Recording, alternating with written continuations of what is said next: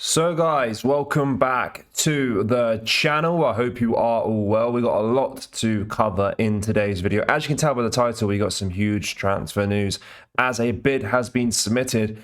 And if I'm being honest, I'm very excited about this transfer if it is to all go well, because there is a lot of interest around this player and I think he might prefer Celtic as his final destination, and it's a very exciting potential transfer.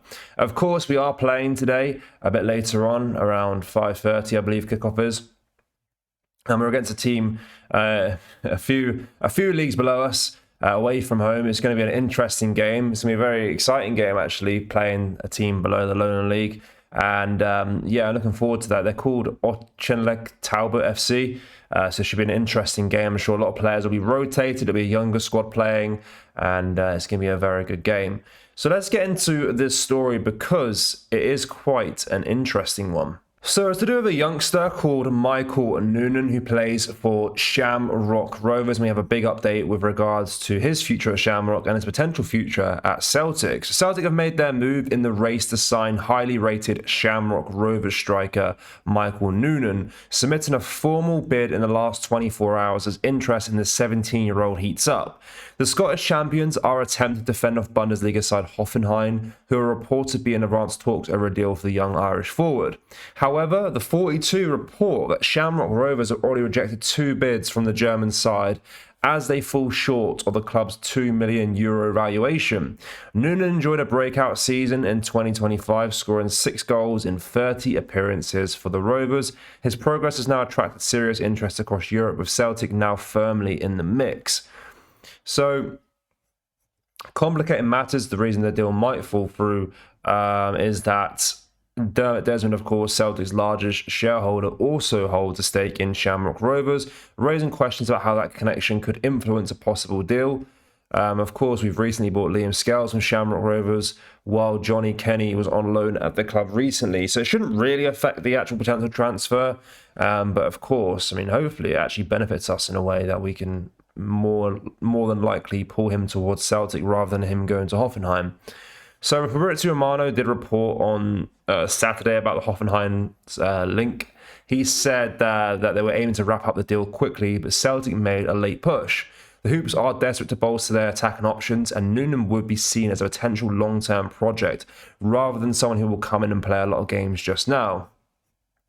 There is a feeling, though, that Nunan could wait until the summer to get his move. So yeah, it's an interesting one. Let's go through his foot mob here quickly. So yeah, he's an out-and-out striker. He's only 17 years old. He's very young.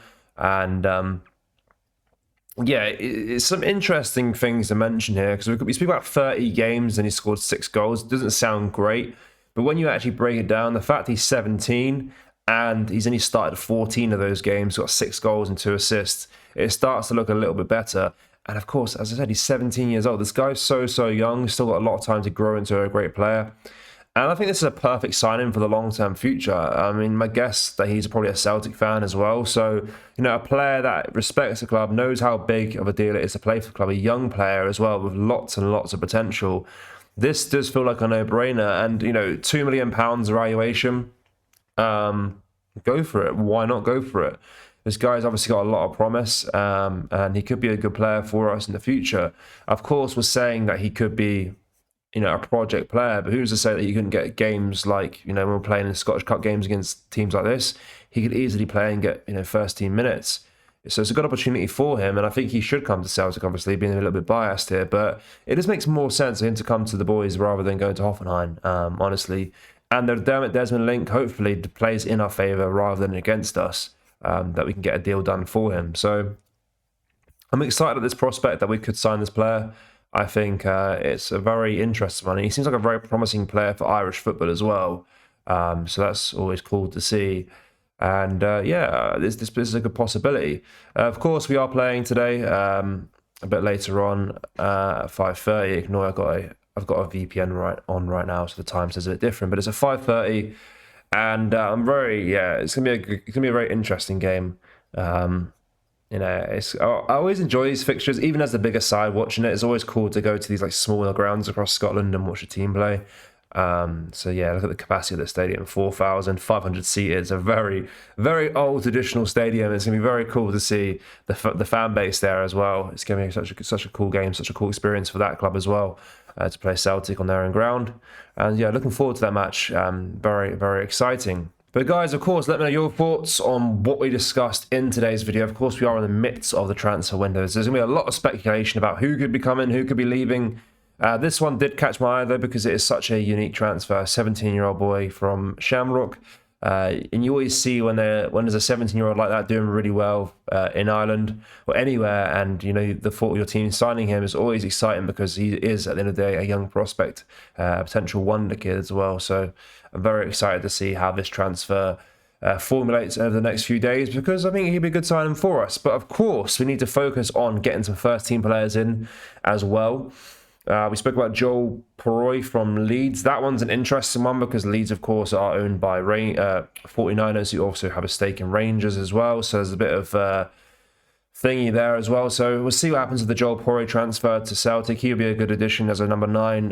David Datro-Fofana, that we spoke about briefly as well, could be an exciting possibility. So there's a lot of speculation. This one, funnily enough, the Michael Nunan transfer is the most solidified one right now, in terms of looking like it could happen. Which of course is exciting, but he's only 17. He's not going to fix all our problems right now. He could be a good player for the future. It's a low risk transfer. He's probably a Celtic fan as well, so I always welcome these transfers to the club.